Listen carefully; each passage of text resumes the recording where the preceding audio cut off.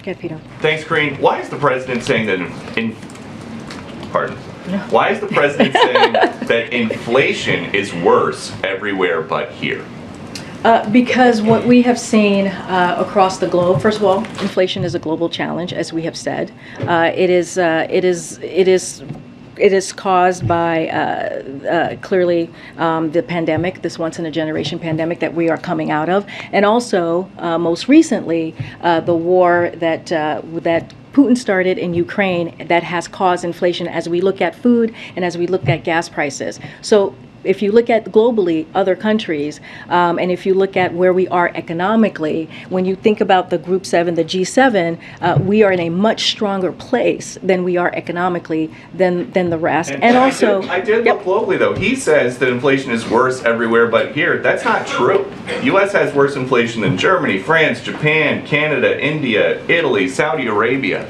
Well, so why is he saying that? I think what we are saying is that when you talk about inflation, it is a global thing.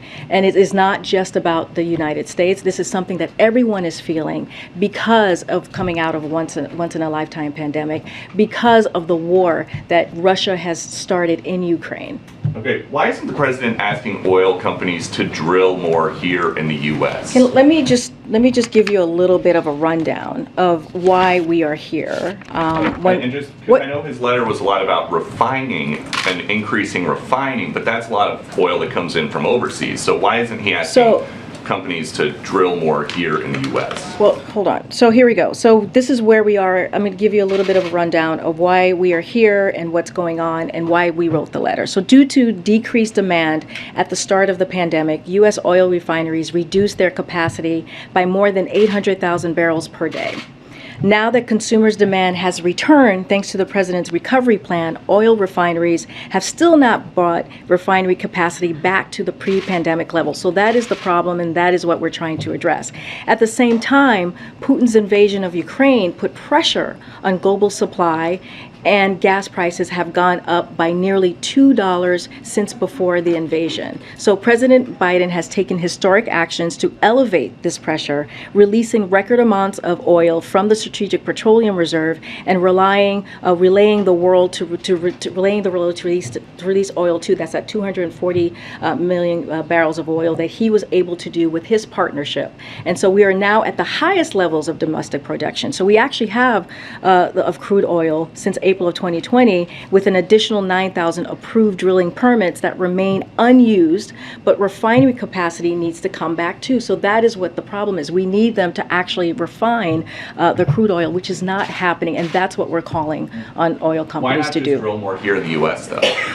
Because we don't need to do that. What we need them to do is, with the oil that's out there, we need them to refine that oil so that the capacity could go up and then prices would go down. Okay. Inherently go down. And so I know the president once said that he was going to end fossil fuel. Is that now off the table?